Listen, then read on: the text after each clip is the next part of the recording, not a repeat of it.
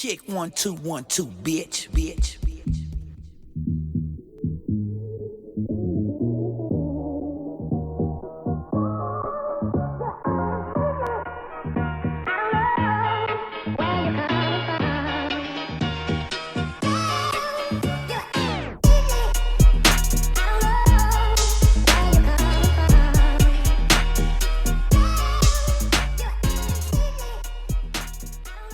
It's been 25 seconds already? Man, it was more than 25 seconds. Pointed at you. Anyway, yeah, this is episode 88 88. of the iLLogical Sense podcast. This is your boy Busby. Over here, it's your boy JC No Hunters. And over there. Well, yeah, like if y'all can see him. Over that way. Yeah, that way. Martine is handling audio engineer after we gave him a week off to mourn the Sharks and go watch the Avengers. Yep. Told your ass them niggas gonna lose, man. I don't know why you put your faith in them. Yeah. Man, come on. Shut up, just engineer. I'm gonna give you a break. We're gonna talk about this shit next year, and then the year before that. The year after? The year after? Yeah. It ain't before. And before. Yeah, but Mother's Day was this past weekend. Happy Mother's Day to all the mothers out there. For real. All the single mamas and the MILFs. Ladies. That's all you cared about for the holidays? Hell yeah, man. What do you think I was doing the day before Mother's Day? Hey. No. Prepping stuff for your mom? Well, yeah, I already did all that like on Friday, but the Saturday, hey. Nah, but my Mother's Day was cool. I had brunch with her and my grandma and my cousin and my uncle and shit. It was cool. Nice. And all that. About yours? It was cool. My mom was just laid back because my sister had to work all day. The Dom made brunch, and then towards the time my sister got off, I went and grabbed some stuff in the store and made dinner. Nice. And then, yeah, it was cool. Nice kickback. It was cool. And also before that, I went to the championship tour for TDE and Kendrick and them. Top dog in the It was cool for what it was. And when the ticket said it starts at 7:30, they started promptly at 7:30. I got there around 7:40, 7:50 or whatever. I get there, J-Rock's already up there. So I'm like, oh. Man. And so pretty much they already got Ab-Soul up there. They already had Lance Skywalker. And what's his name? Sir? They got them the fuck up out of there with barely any people in the damn arena. When they said get there early, get there early. I was like, okay. And then Schoolboy Q came out after that. And he put on like I guess a 10, 15 minute set. Oh, I would have been pissed. Well, it wasn't his show. So J-Rock or Schoolboy Q? Schoolboy Q. Oh, I would have been pissed. What do you mean you would have been pissed? How was he? He was one of the on the bill. It was Kendrick, SZA, and Schoolboy Q with TDE. Well, shit. Nah, I would have been hot. 15, 20 minutes or whatever. But he even said, like, yeah, I would be up here all night.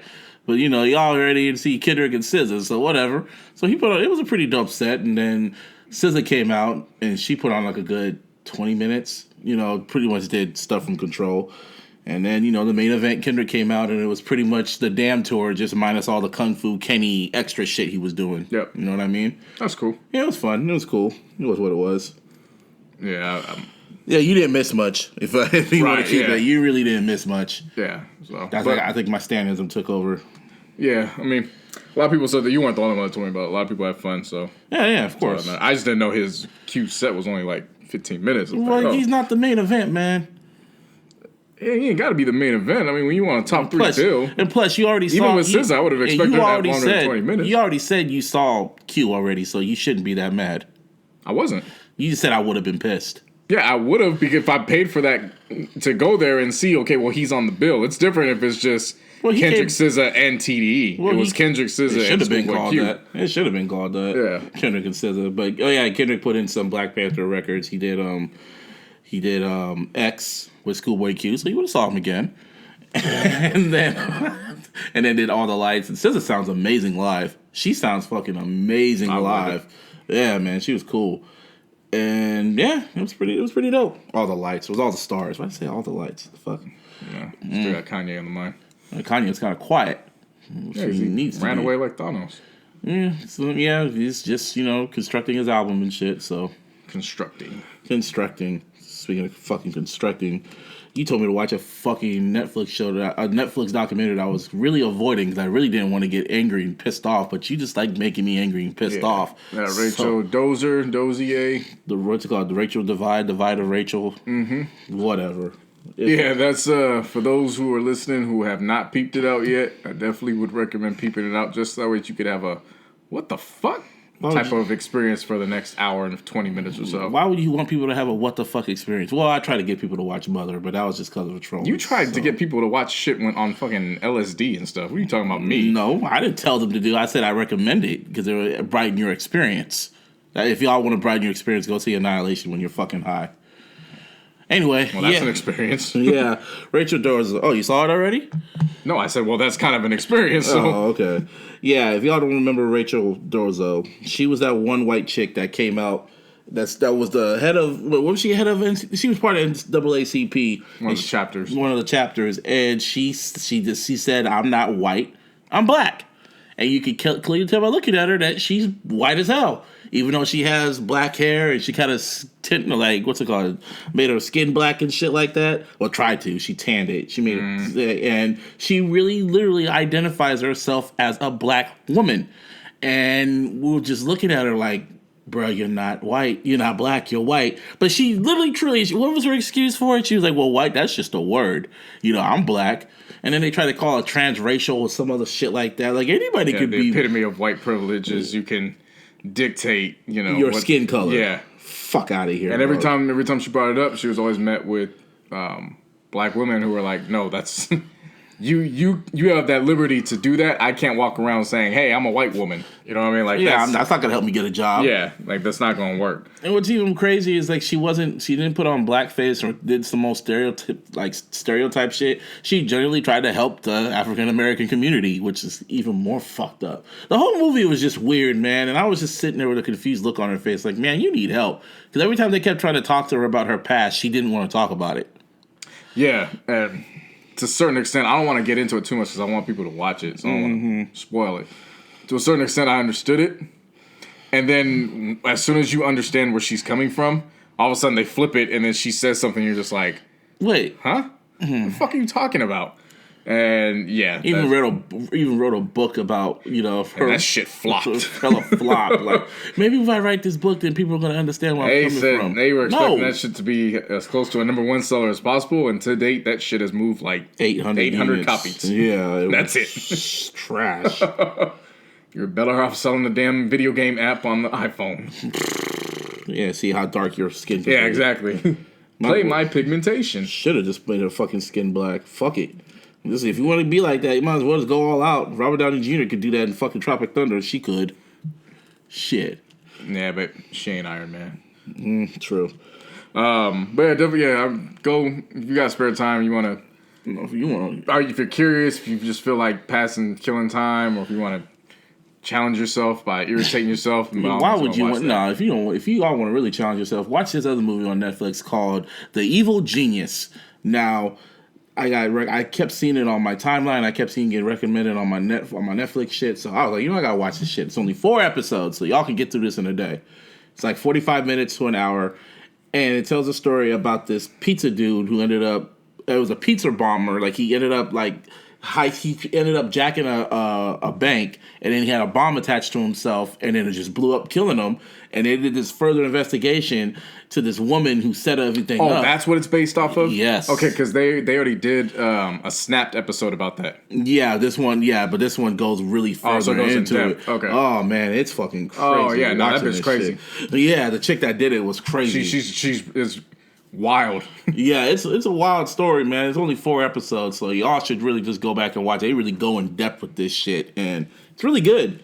It's really good. Y'all should just watch it. Yeah, Larissa got me hooked on Snap. So once you start explaining Snap is dope. Once you start explaining, I was like, wait, that sounds familiar. Oh, it's that bitch. Hey, Snap's a good show. Yeah. That really is. They really fill an hour of all this fuck shit that goes on with these women that end up killing their husbands, killing chicks, or getting dudes to fucking do some simp shit.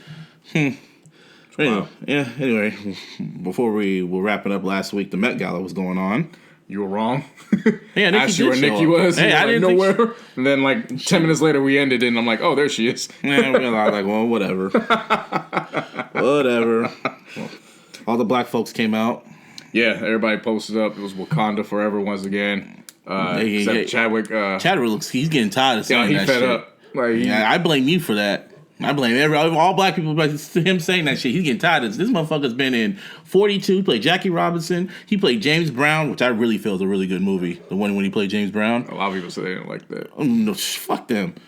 my opinion is the one that matters. That movie was fucking dope. He played the fuck out of James Brown and shit. You also say Michael's better than Prince. And he is, because what's a king to a prince? So, yeah, he's getting fed up. Michael B. Jordan's getting fed up. I'm getting fed up. I'm glad you said it that way, though. What's a king to a prince? Like, yeah, a king is above a prince. What's a prince to a king? Whatever. Exactly. Yep. That's why a prince is better. Anyway. Bad representation. Anyway, king over a prince, nigga. Anyway, so fuck, we talk about that shit. Anyway, yeah, they were all out. There was this one video of what's her name, the girl who played Sherry Letitia Wright, and she took this whole big ass video of all the black excellence in the room, from Donald Glover to Solange Knowles to fucking Issa Rae. It was just like black all over. I was like, man, that's fucking dope. Right. We really are people, man. We run this shit. Oh, for sure. Everybody came out standing. I was the theme was what? As close to heavenly as possible. Something like that. Some cathedral shit. Some religion. What's her name? Zendaya looked really nice. Rihanna came out looking like a sexy pope. Yeah, it was alright. And then she went and dropped the lingerie line. Oh yeah, the lingerie line. Yeah, these females they were really disappointed with that from my timeline. From what I was seeing, the females were really, they gave it a really mixed review. My sisters were happy with what they got, but the overall opinion of it was just the complete big backlash of it all. And then I went and I read research. I'm like, well, what the hell are you guys complaining about? And apparently a lot of women were expecting her to drop a $600 material worth bustiers for only like $75 or something like that. And I was like, oh, so y'all just want a handout. That's what you want. No, okay. And then not only that, they were looking at this shit, and I saw one tweet that said, man, I could have got this shit at Ross. I was like, shit. I was like, well, damn. But you did it. You got it through Robin. No, they didn't get it. She didn't buy it. I was just like, I guarantee there were some women that were complaining and still bought it. Probably, but I don't really care about it like that. At the end of the day, it's just going to come off anyway. So I don't really see the big deal in it. That's just me. But anyway, that's why I don't really like buying stuff from like my favorite artists. Because I remember, because I was saying, because all the females were complaining about it, I'm going like, maybe it was just the models that were presenting the shit. Because if Rihanna was wearing that shit, y'all would have bought it like nothing. Because, hey, that's how Eminem got my ass when I tried to get the Shady Limited shit. I thought that shit looked dope. Because Eminem was wearing it. And I got that shit and I was wearing it. I'm like, this shit look trash. Bitch, I wrote I'll never forget that. That's how I knew I was too much of a stan. I was like, I gotta drop this shit. Yep. Shady Limited. Anyway, Nicki Minaj was there, like we said earlier. And before she met up with Carti, she announced, I guess, to the public or whatever, the interview, that her album is coming out on June 15th. And she's going to call it Queen, which is a really tone-deaf way to title your fucking album. But whatever. I don't know why she's calling it Queen when her shit's like barely like fucking topping the charts. Like recently, because I'm still watching how Chun-Li is charting. It went to number 18 on the charts now, so it kind of bumped up, I guess. Probably because of the video. Because don't they count the YouTube streams? They just don't treat it as high as the paid service streams. So those still count. Yeah, so it went up a little bit, but it's probably going to go right back down later. But they saying it's gonna come out the same day as Nas's Kanye produced album supposed to come out, which I still don't believe is coming. But we'll see. Yeah, but if it does, I mean, that's a strategy move in itself. Yeah, I used to be involved with Nas, and now I want everybody to know he broke my heart. So if he comes out, I'm gonna drop it the same day. No, she's dropping. If she really is dropping in June, that's like such a. I don't know. It's gonna be if Kanye was right and all these albums really do drop on the same fucking month. That's stupid for Nicki to drop in June because she's gonna get lost in the shuffle. Easy, hella lost in the shuffle. Their singles got lost in the shuffle, so it's only time gonna tell if you got some artists that are some legit competition on the other end that are gonna knock you out the way. I mean, don't get me wrong, she'll still go number one. I doubt it. Like she's maybe number two. Pink Print went number two, bruh. I remember that. Yeah, but Pink Print came out before the streaming services. Still, it went number two. But that was before the streaming service. The streaming service made it a lot easier for people not to go out and buy, but still get their favorite artist number one on the charts. We'll see. Well, if that's the case, and fucking Ray Strimmer should have been number one. Well, I mean, look at it from this standpoint. Post Malone, I just heard he has fucking 9 of his songs are in the top 20 of the Billboard 100 right now. Damn. Oh yeah, cause that's because the shit came out. That's because the album came out like that and all the other shit.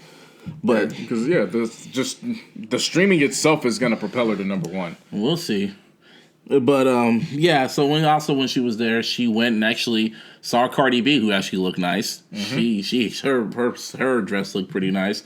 And if you saw that picture, we all seen the picture. Pretty much, Nicki and Cardi really were just trying to be.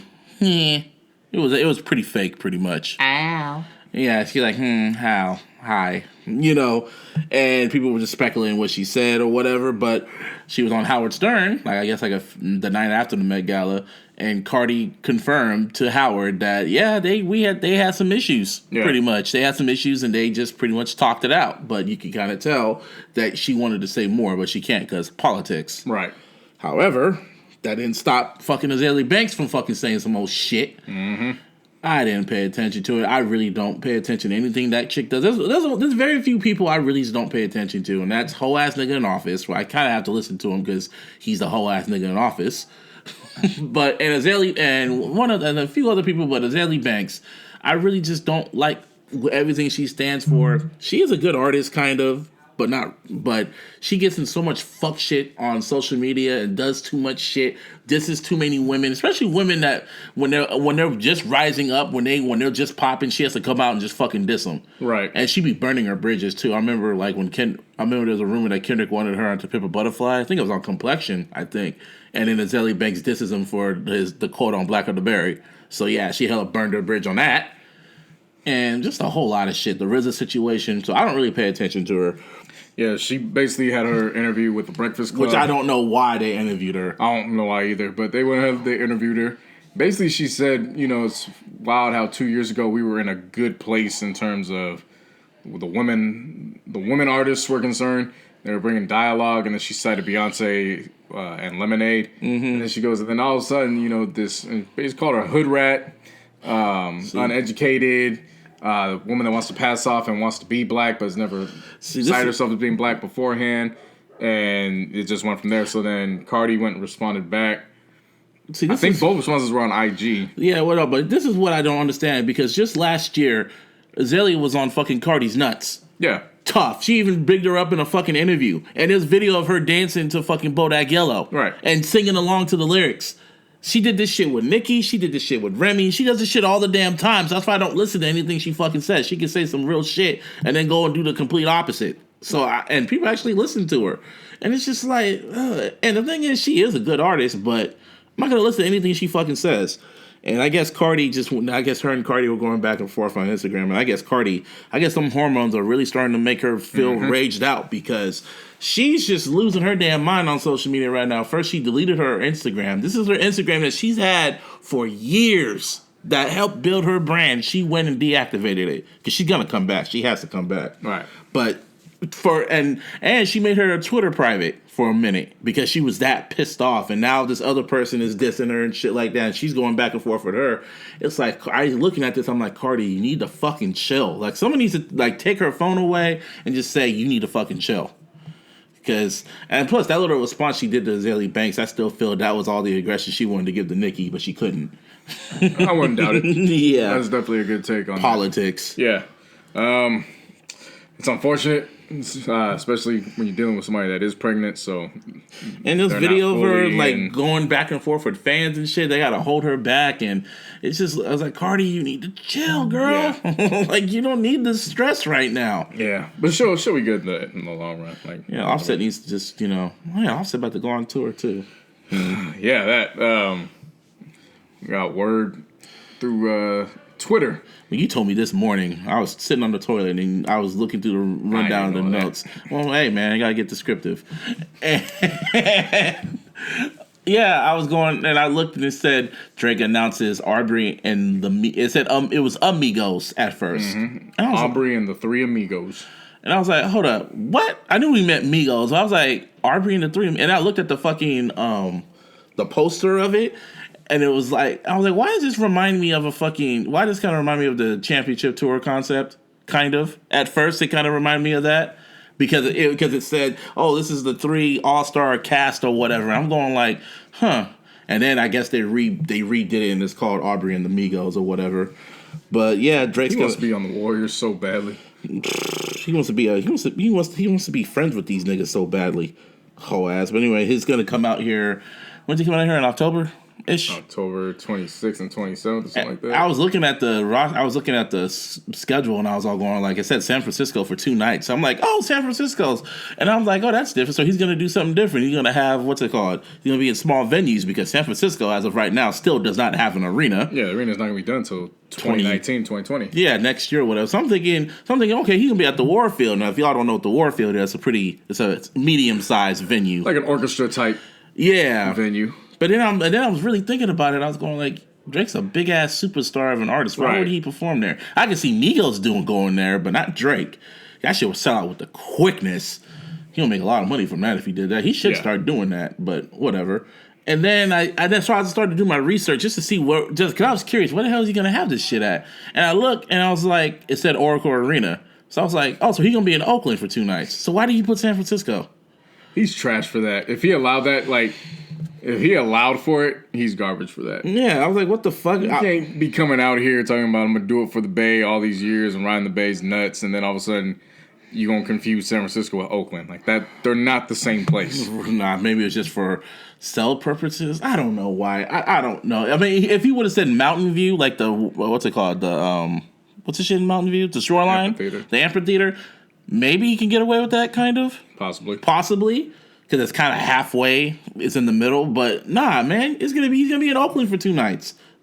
I know it's just little shit I've just noticed and shit. So you gonna go see him? No.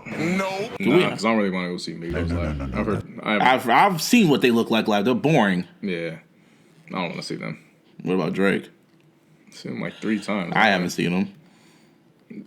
Maybe it depends on what Scorpion sounds like. That's exactly what I was gonna say. Depending on what Scorpion sounds like. Oh yeah, there's like a fucking track list floating around, and some people are passing it off as real. Because I think now we're in the middle of May. It's like we're 2 weeks away from June.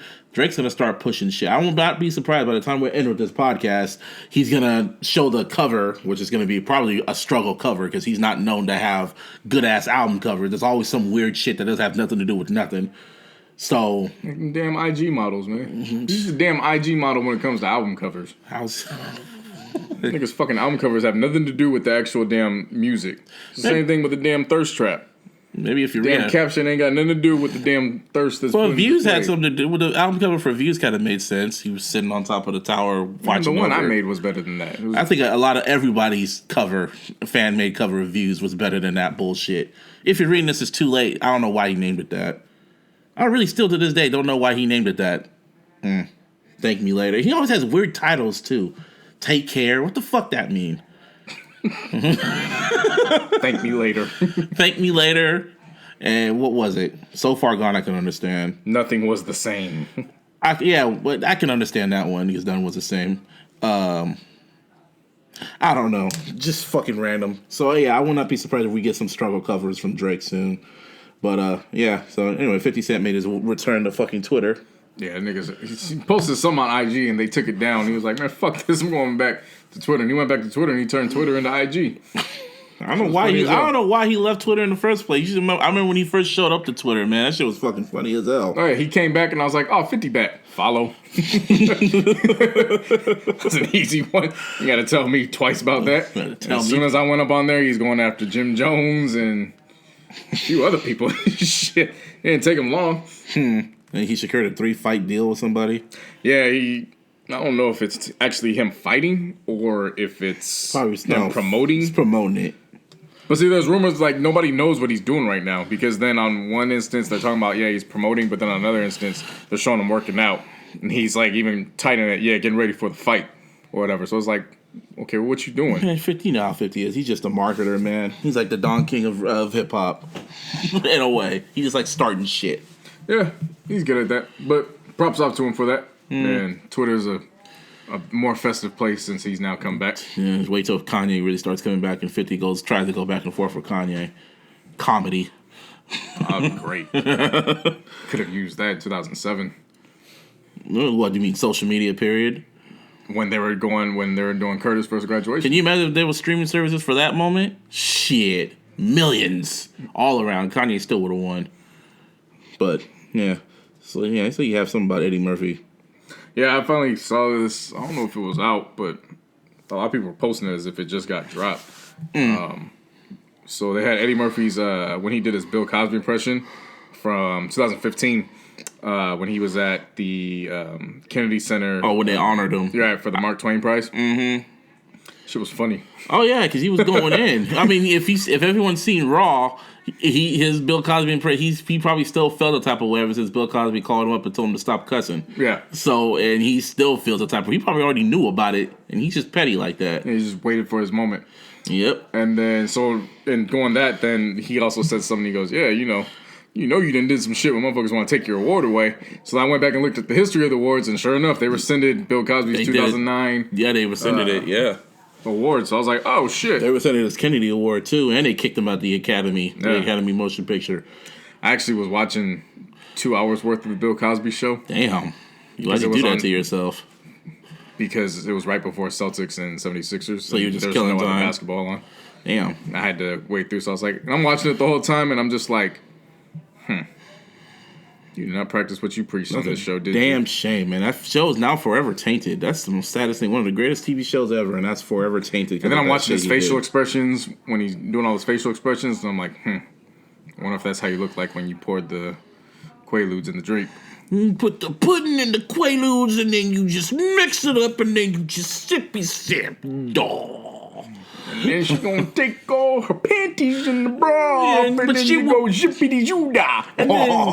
And you're gonna put the pants down, I'm gonna put my penis in your vagina, and Yeah, like I'm watching it, I'm like, that's exactly how I was watching it. Like, just like that. I was like, man, there's no coming back from that. they're trying to get R. Kelly the fuck up out of here. Yeah, Apple Music, Spotify, all them joints, they will still keep his music on the platforms, but they are no longer promoting the music through any of their They're not putting on no playlist for him and Triple X and Extraction. Yeah. Extension and shit like that. I'm cool with it.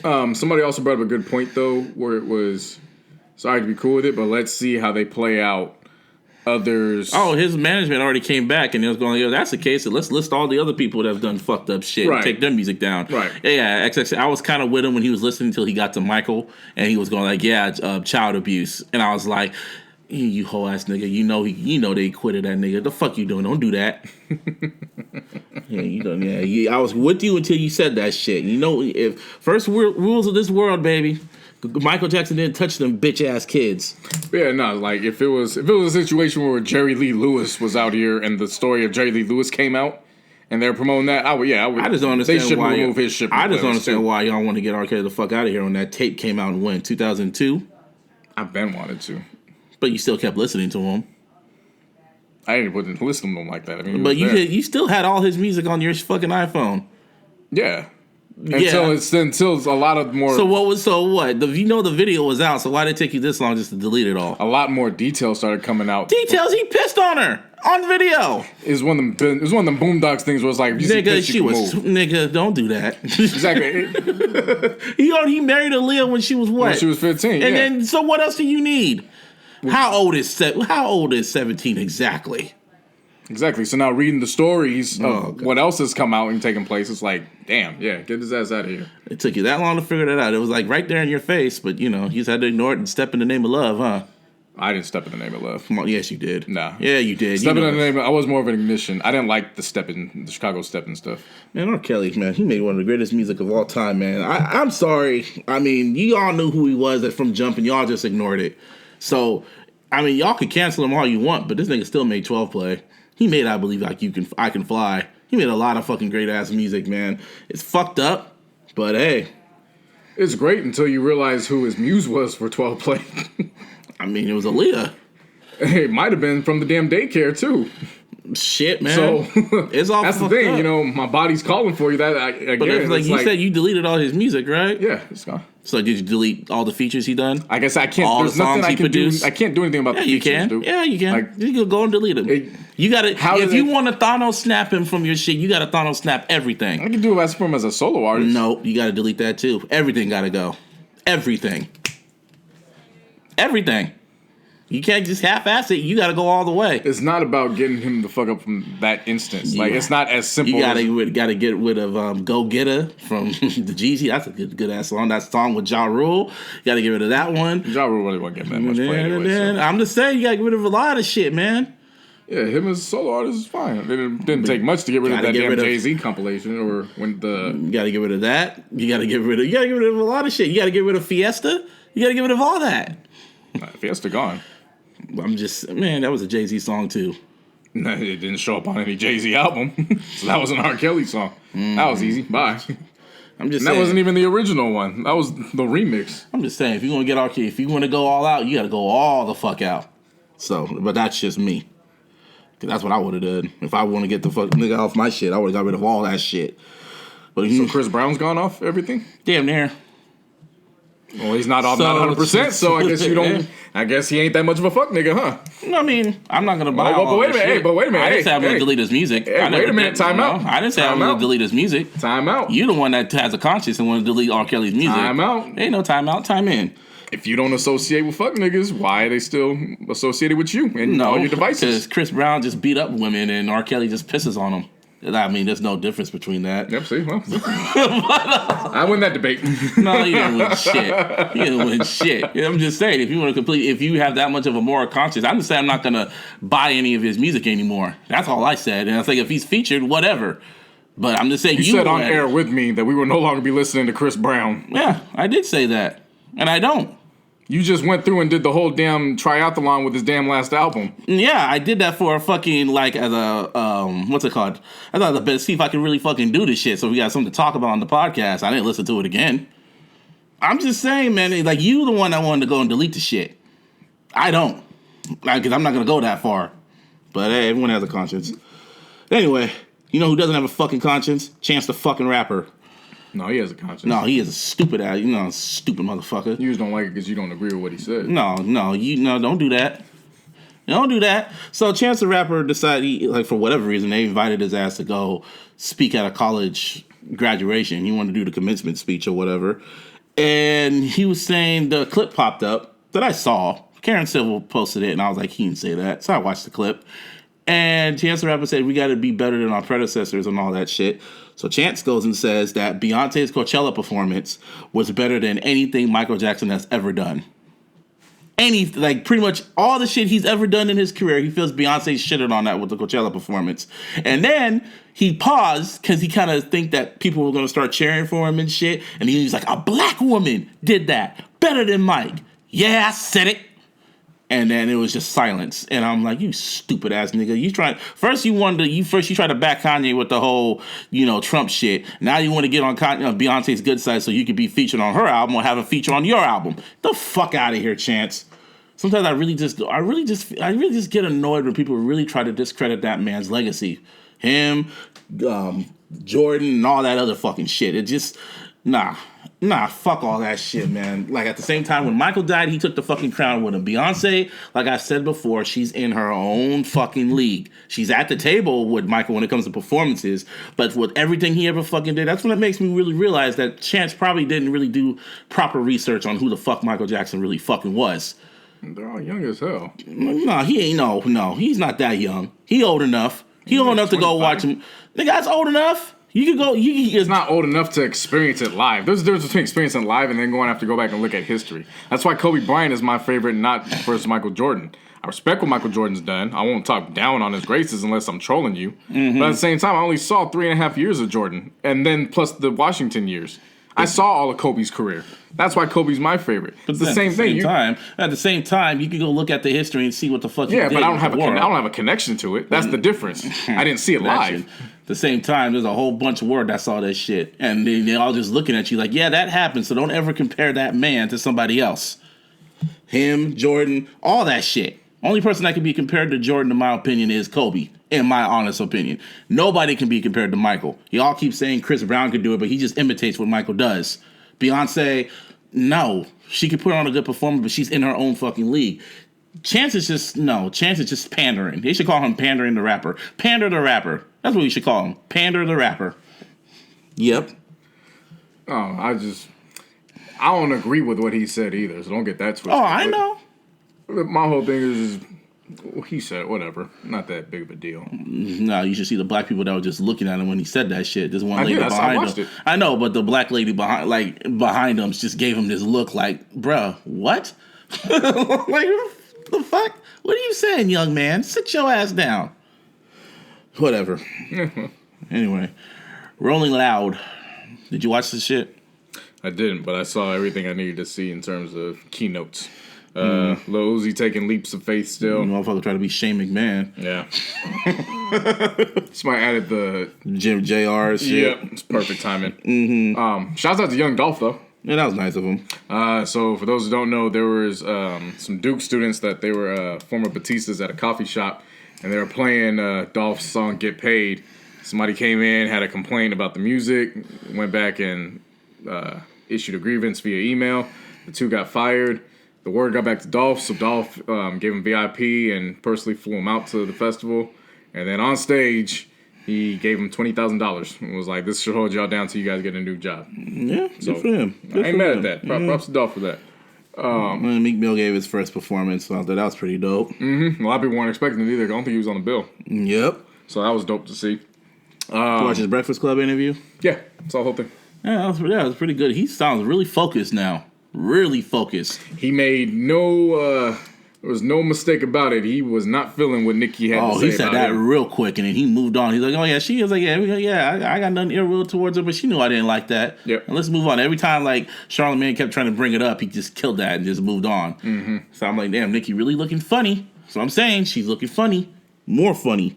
Yeah, I liked his. Obviously, he's very informative on what's going on with the everything that needs to happen with prison reformation. Mm-hmm. And of course, one of the topics that ended up circulating through Black Twitter was when he brought up when he brought up Tay K. I didn't know who that nigga was, and everyone was like, "Who's Tay K?"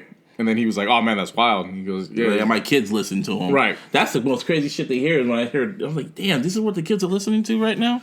Right. So I'm trying to figure out, I'm like, well, who the hell's Tay K? Because These are them academic rappers, dog. Yeah, so I went back and I played the record and I was like, oh, it's this guy. Okay, well, let me read why he's in jail. Like, is he in there for a wrong reason too? No. Yeah, read that shit and I was like, yo, keep his ass in jail.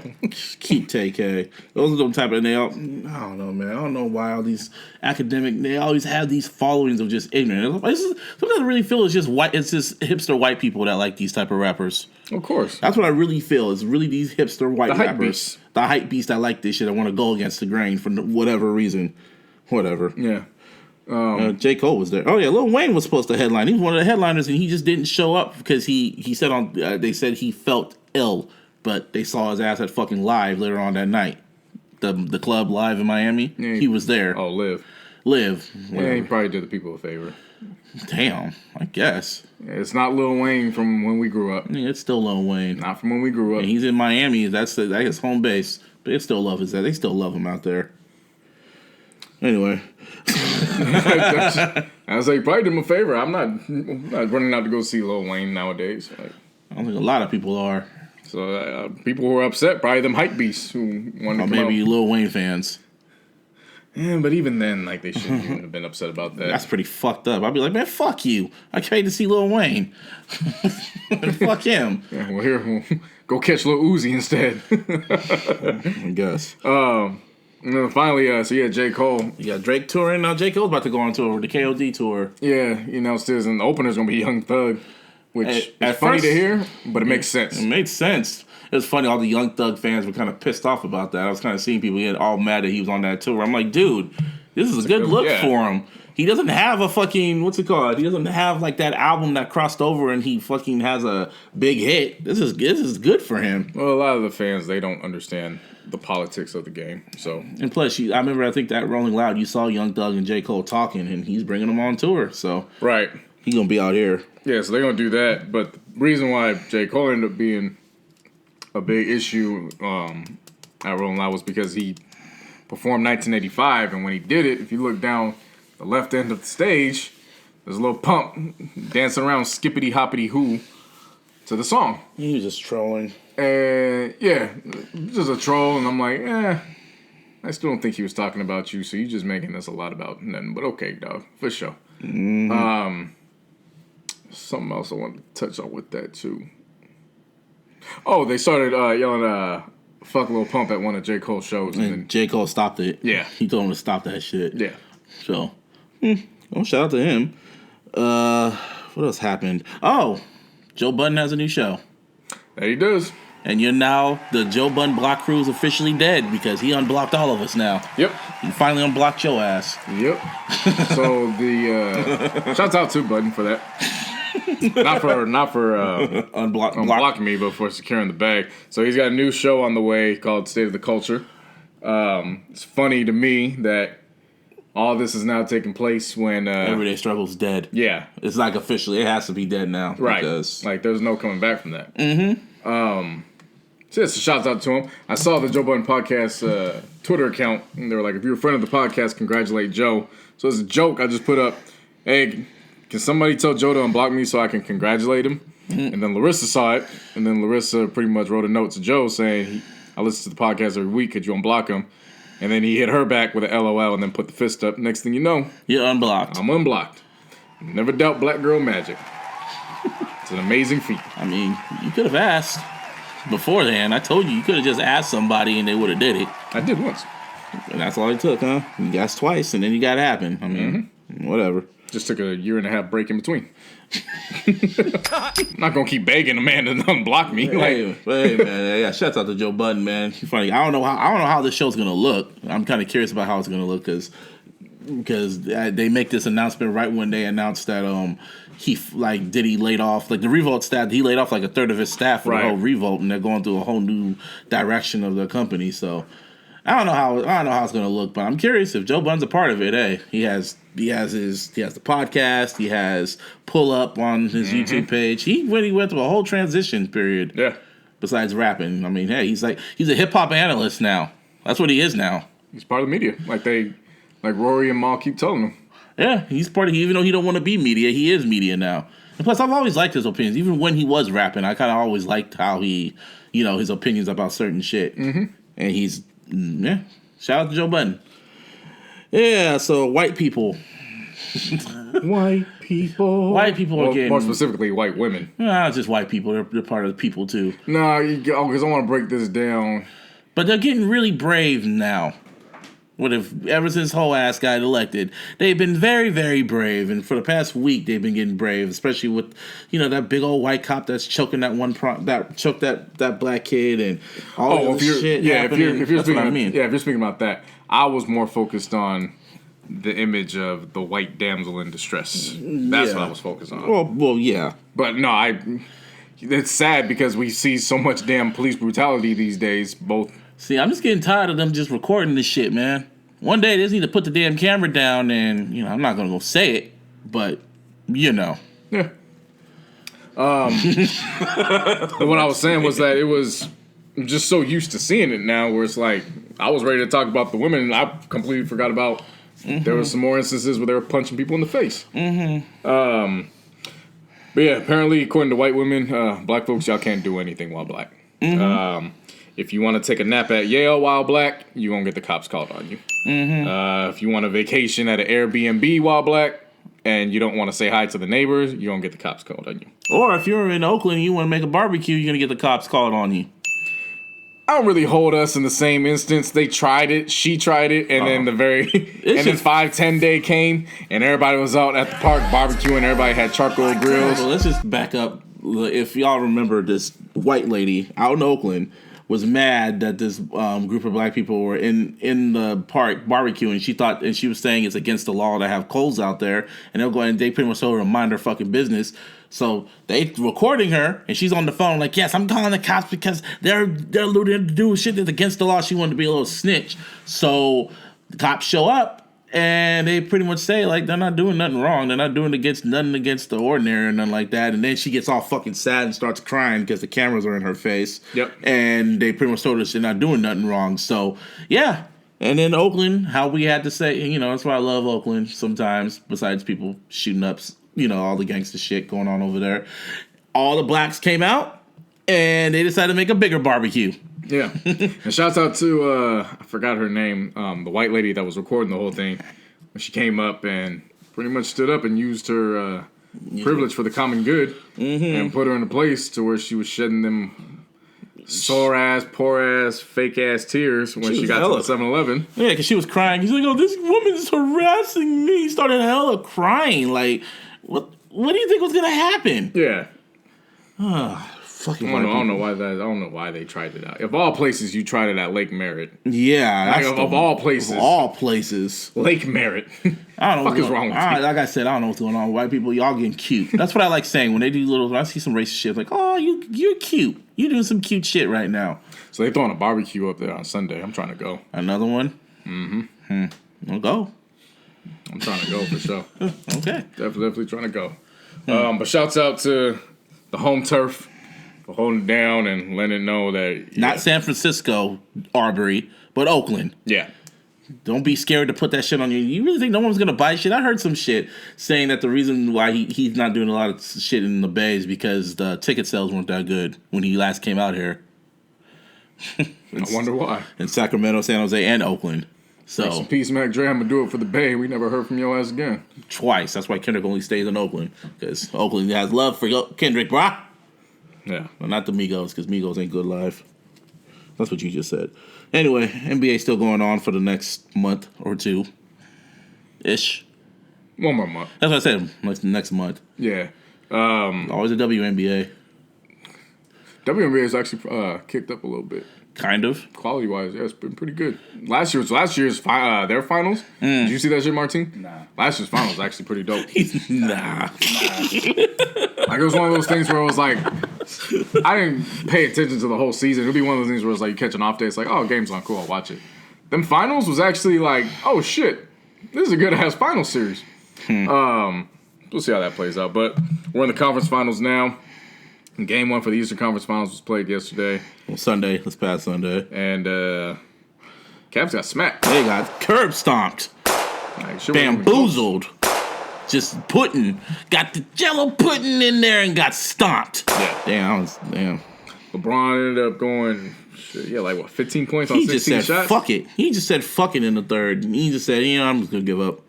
Yeah, well, I don't understand the excuses that people give for LeBron. So, oh, well, you guys should know how it is. It's a fill-out game. I'm like, what the fuck's a fill-out game in the playoffs? Man, they're just giving the same excuses the complex gives Drake when Al ain't that good. Yeah.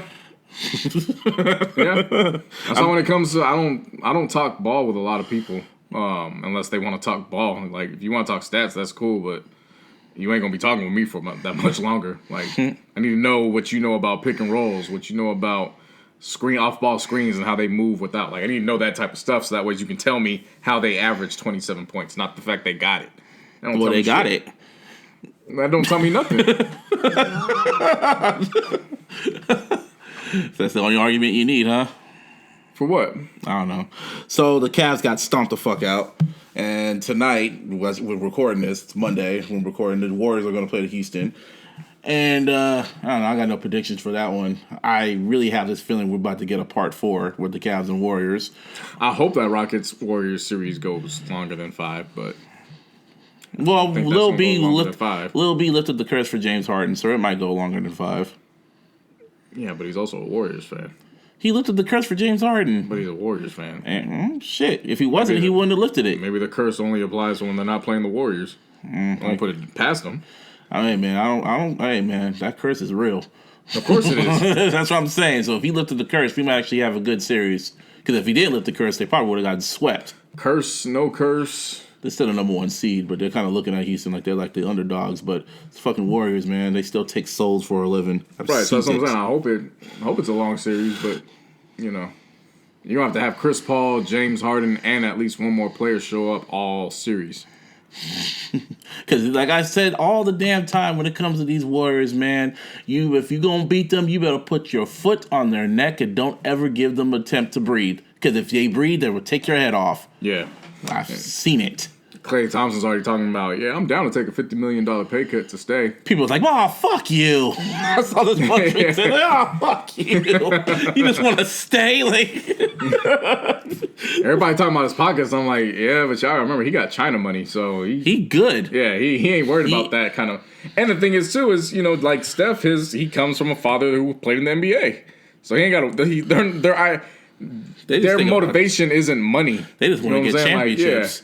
So on one hand, it sucks to hear it, but at the same time, it's like I'm not surprised either. Like he doesn't need the money. It sucks to hear it. They care about the rings and the money. They already got the money. They're already investing it. They already got everything. Yeah, Steph's the highest paid baller in the league right now. Like, Kevin Durant. Kevin Durant just wanted his ring and an MVP. He got that. So if you want to live out your dreams in GSW, Kevin Durant got shit. What was it, $325 million from Nike? Because James Harden had, 200 from Adidas, and so Nike was like, all right, well, we clearly value you. Let's just fast forward. If the Cavs go and they lose dramatically, like as they always did for the past few years, well, not the past year, where is LeBron going? And make it educated guess. Don't say I don't know. It all depends. There's a lot of. It's not just him. There's decisions that got to be made. You got to remember, free agency is after the draft, not before the draft. So that depends. A lot of stuff really depends on that. I've been saying for years they need to reverse that. It needs to be like the NFL. You should be signing guys first and then go into the draft. So that way you have a better understanding of what you need. But they still got it as is for whatever reason. Dude, they're already selling like Paul George Laker jerseys. I don't know if you've seen that. Yeah, because he took his daughter out of school in OKC. So you guys automatically think he's going to come to LA. I mean, at this point, it's the one that makes the most sense. Okay. If he doesn't come, he doesn't come. I mean, it's whatever, but it makes the most sense on paper. He's from the LA area. So Paul George comes and then LeBron comes. That'll be some shit. He might actually be contenders. Well, no, the thing is that it's not going to be dependent on that. It's going to be dependent on what Magic and Rob want to do with Julius Randle. Because it's a contract year for him. So they need to make that decision. And if you're going to make that decision, I say you go with Julius Randle. He's only got 4 years. LeBron's going to be going in the 16th year. It'll just be some shit if LeBron just leaves again and he's just a free agent and he's just picking and choosing what teams to go to like a mercenary. Again. Like a mercenary. That'd be dope. That'd be funny as hell. He should do that for every contract year. Just go to different teams and see if he could get a ring and then leave. Yeah, my thing with LeBron is I don't want him on the Lakers because I despise LeBron. I don't want him on the Lakers because we have a young core and he's ball dominant. And we already drafted a point guard to take care of that. So he's going to have to play off the ball. On the flip, a lot of people will say he makes the players around him great. And that's true to a certain extent. He also takes the top 2 or 3, he takes them out of their element because that forces them to stand around and be jump shooters. And when they don't have the ball, they're not in rhythm. So there's a flip to that as well. So then what you're doing is, Luke Walton comes from the Steve Kerr system where it's ball movement. So the ball's constantly moving. LeBron's going to hold the ball. He's going to power through and dunk on your ass. Yeah, so it takes people out the play. So that's why I tell people all the time, like, if we want to talk basketball, let's talk basketball. Don't just bring stats. That's why I don't like talking just stats. It doesn't tell me anything if you don't give me the backstory and behind it. Or a ring. Well, it depends on who we're talking about. Like, if we're talking about LeBron, Kobe, and Jordan, all those, then you got to talk about rings. Other times, you can talk basketball without talking rings. Like, you're only going to talk about it when it's those guys, leaders of the team. But, like, if we're talking 6 men of the year, we ain't talking about rings. We're talking about who can impact first off the bench. Yeah. So that's the reason why I don't necessarily want him. Now, if he came out and was like, I'm coming to the Lakers, I'm still running out and I'm making fun of every LeBron fan because the majority of LeBron fans hate the Lakers. So why? I don't know, honestly. I really don't understand. Like, I'm a Lakers fan that likes LeBron. Like LeBron fans, not like Cavs fans or Heat fans. They just, LeBron fans just hate the Lakers. Yeah, and that's likely because of the Kobe versus LeBron debates.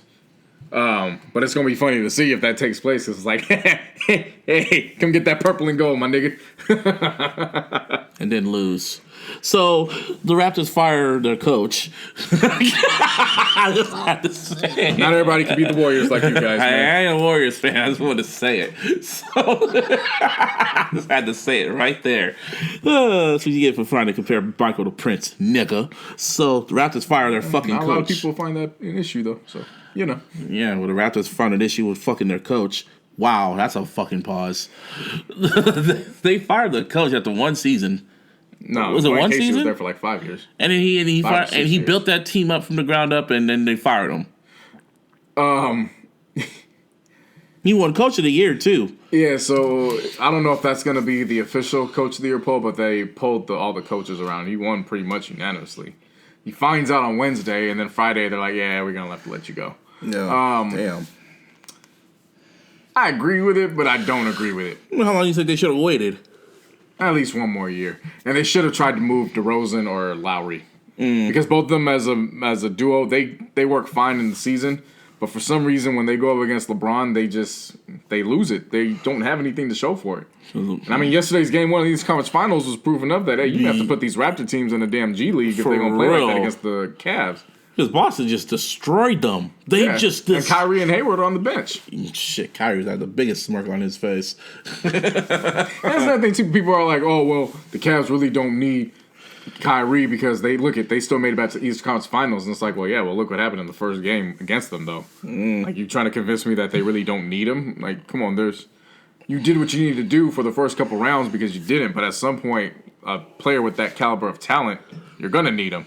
Just like the Celtics may not directly need him now because they have as many weapons, but if the Celtics advance and they go up against the Rockets or the Warriors, they would have been able to use him because it's not going to be in their favor to take that series. I'm just saying, can you imagine, just hypothetically, if Kyrie wasn't injured and he beat LeBron and goes and beats probably the Warriors or Houston or whatever, you know how much shit he would have? Man he beat LeBron. The first person he called was Kobe.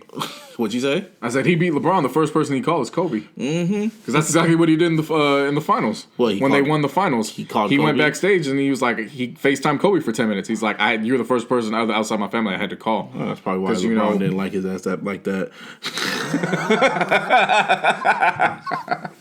It wasn't just LeBron. I mean, look what the media did yesterday when the Bleacher Report posted that graphic. What graphic? Of all the Celtics team with the tug of war, pulling the damn tug of war, and it was just LeBron just there, and then Tyronn Lue was clapping. That's what it is. But imagine being a Cavs player and seeing that too. Like, it's because you're trash. You remember that the sketch that Donald Glover did on SNL with the Cavs? I'm just there to help LeBron. Yeah, that's pretty much what it is. I understand it, but now picture how Kyrie is, because Kyrie's not trash. So imagine if Kyrie's on a team and that shit shows up. That's why he left to begin with, because he knew what was coming. And it's not that he knew what was coming. It was, you got to remember, when LeBron came back, Kyrie had already signed his extension under the idea that this was going to be his team. Yep, he didn't sign up for that. And every time it came down to it, when they won, it was LeBron makes his teammates better. Like I'm saying, and then they lost. And then it was like in the finals when they beat the Warriors, everyone always talks about that block, but they rarely ever talk about when Kyrie made that three in Steph's face. Right. So, yeah, if that could really hurt someone's ego. So that's where he said, yeah, I'm out. So, yeah, so yeah. I mean, we'll see how that all plays out. We'll see how this all plays out. The Raptors, I feel like they jumped that a little too soon. They should have swapped out one of the players and saw or tried to go all out and try to get a free agent and then make DeRozan and Lowry the 2 and 3. Imagine they would have gotten LeBron. That'd have been wild. That would have been Drake would have been at every game. Yeah. Yeah. He would have been at every game. Every game. That's not even the biggest sports story, though. The biggest sports story that has officially hit waves as of this morning is that sports gambling is now legal across the country. Shit. Yeah, the U.S. Supreme Court, they struck down against the federal anti-sports gambling law with a 7-2 vote. 7-2. Yeah, that's greed right there. Like 7-2. And I spoke about it some episodes ago where Adam Silver, he was saying that he was in line with it, but they wanted a 1% to 2% of it. And the wild thing about this is, so I've been listening to all the reports on it. As a result of this, everybody's expecting all professional teams across the Big Four. Mm-hmm. Everybody's team now doubles in value. That includes college too, right? No, the Big Four. So all the pro sports. But college is now involved with it because all the bet's going to go on, and now players. And one more reason why you just pay the damn players. Pay the fucking players. You got all the money in the boards boosters are getting, and you still can't pay these damn players? Yeah. That's bullshit. Yeah, so that's going to be. Somebody said this morning, in certain states, you can expect people to be gambling on their phones the same way that they're doing fantasy football lineups. Man, that's going to be crazy, man. That means some games might actually be rigged. You can't trust no games now. If that's I wouldn't the case, say all that. I mean, like the Super Bowl, maybe? Nah. I mean, you never know, but I wouldn't go that far. Because I mean, never know, man. Because gambling was heavy on the black market. And if that's the case, Now it's legal now. This is, man. right. I mean, so you gotta remember one thing when it comes to athletes. This reminds me of Back to the Future Part 2. I'm sorry, but this is what Biff saw. This is what Marty saw in the alternate 1985. Biff made gambling legal. He's president. Oh, ass. Like somebody else. Yeah. Shit. Ain't that some shit? Sports gambling is now legal under his term. That's wild. That's right. I just realized that right now because it's like that image just popped in my head, and I was like, "That was in Back to the Future Part 2." Holy shit! Yeah. On the football side, cornerback D'Angelo Hall, he's now retired Did he after win a 14 ring? years. Nah, I don't think Trash. NFL's a lot different than that. Stop that. I know. Stop that. He played for. I forget. He played for the Falcons and who else? Falcons, Redskins. Cause I just remember he always was he the one that always got burnt all the time? He played for you niggas too for the Raiders. Possibly. That was probably before I was there. Yeah, he did. He was always getting burnt. Every time I kept seeing him, a wide receiver was burning his ass. That's why I said he's trash. Yeah, he made 3 Pro Bowls, so he's So? not that trash. It's 3. And you can't be trash and make it 14 years in the NFL. Like, that's not going to happen. So, probably saw him on the back end of his career when they should have moved his ass to safety. Kind of in the middle of his career. Because that's what happens with cornerbacks. If you don't move a cornerback to safety at the right time, like they just going to look garbage at the end. That's how Nnamdi Asomugha looked. He was ridiculously great when he was younger. Then he got older and he couldn't keep up speed, and they didn't move him to safety for some reason. Yeah. On the flip side, Charles Woodson got older. They moved him to safety. He had a Super Bowl ring, and then he came back with the Raiders, and I think he finished with like 20 picks over the 3 years. He retired. I forgot. I keep forgetting he retired. I keep thinking he's still playing with y'all niggas. Nah, he been gone. Oh, no, I forgot. I remember that. He's in that Monday night money now. Shit. And then Mark Ingram, running back for the Saints. This is funny.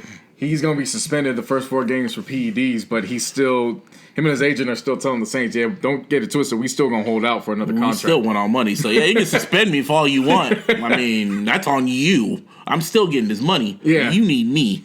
Considering, Martin, what's the running back's name? The new young cat? Alvin Kamara. Yeah. Is he good? Beast. My God. Get traded. Come to the Niners, Mark. We need a running back. What would you think about that? I never liked Ingram.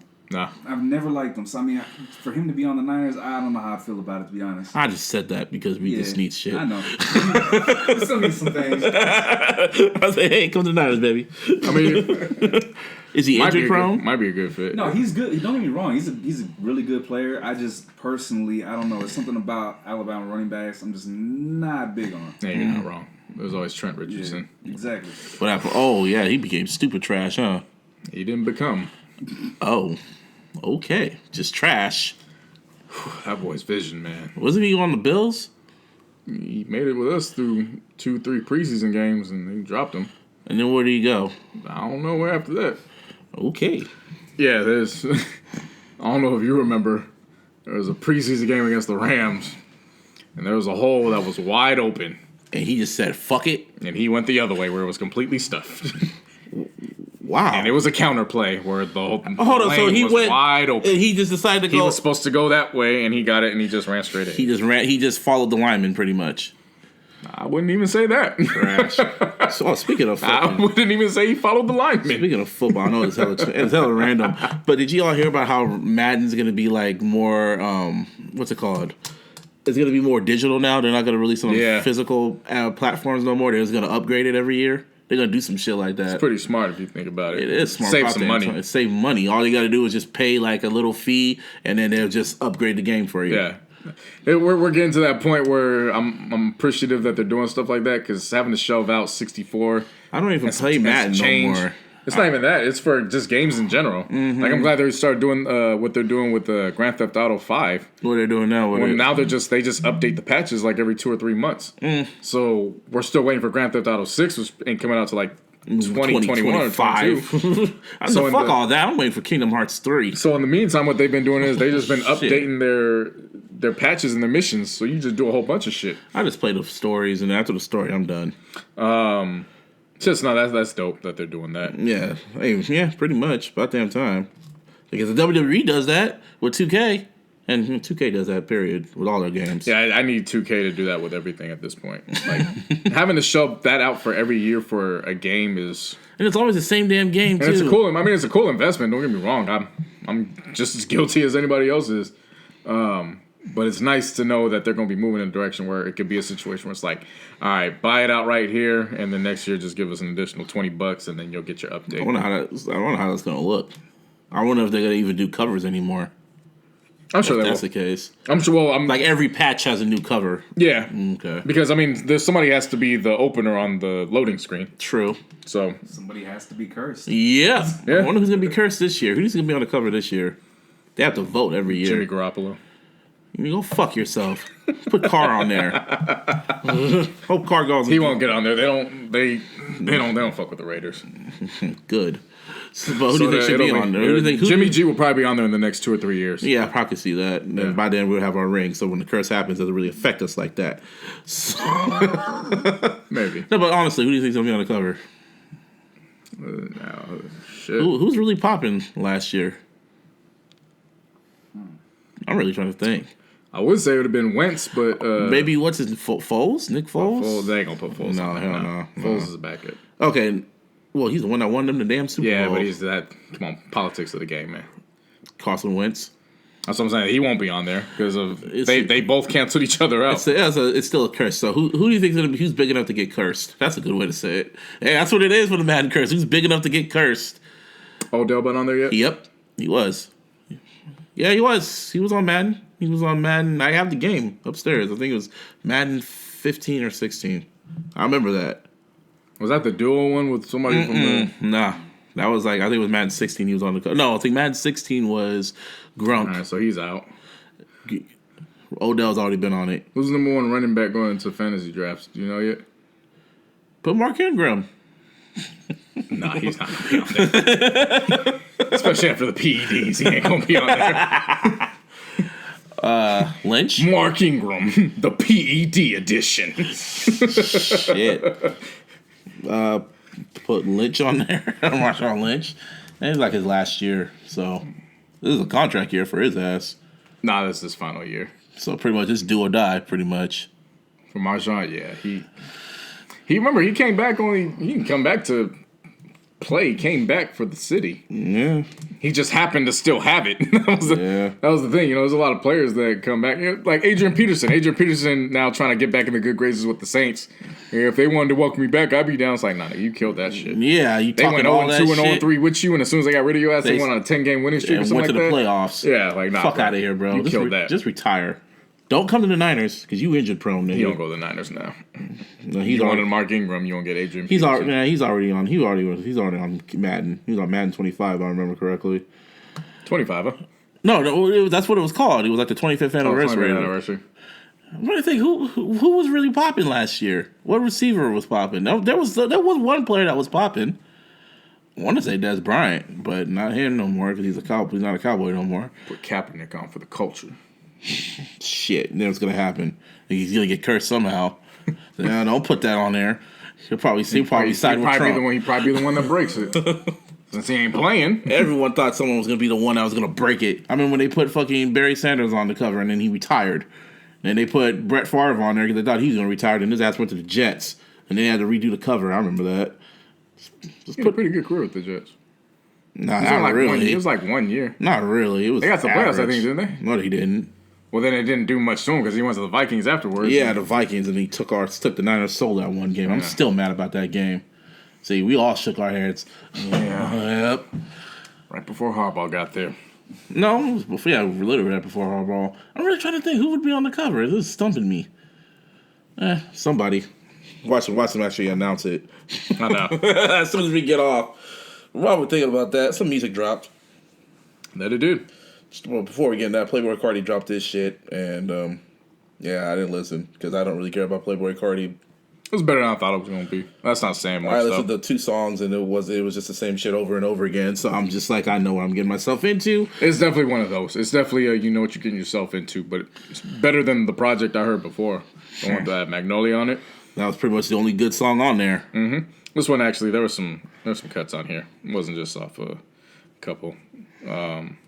It was alright. Okay. You can check it out if you want. And Wale dropped an unexpected EP. Everyone's dropping EPs this year, man. Yeah.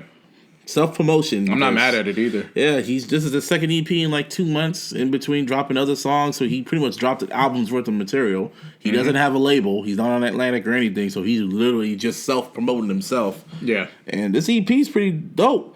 Negotiations, pretty much, he was rapping his ass off. Salary Cap. Best track to me. Body freestyle and Cashes. Yeah, Wale really doing it, man. Yeah, the first EP was, I like the first geared one. towards the women. The women. And This one relationships. this one gonna be that rap shit. Mm-hmm. Congrats, Wale. We needed it for sure. Charlie Puth. Is that how you say it? Puth? Well, it's not Charlie Puth. Pushover. Voicenotes. Voicenotes. Yeah, really Yeah. pop. Yeah, I remember hearing that. Like, you just want attention. Yeah, I remember you put me on. You trying to like, yo, how come I never heard this song? This song's been out, bro. What the fuck? I remember you got hella mad. You're like, what the hell? How come I didn't know about this? Well, it was on the radio a lot. So, no, I wasn't mad about that. You were like, it's been out. Yeah. Oh, I guess I never told you then. And I was like, why the fuck wouldn't you tell me about something? Well, I thought you knew. Why? Well, I guess I never told you then. Oh. Hey, shit.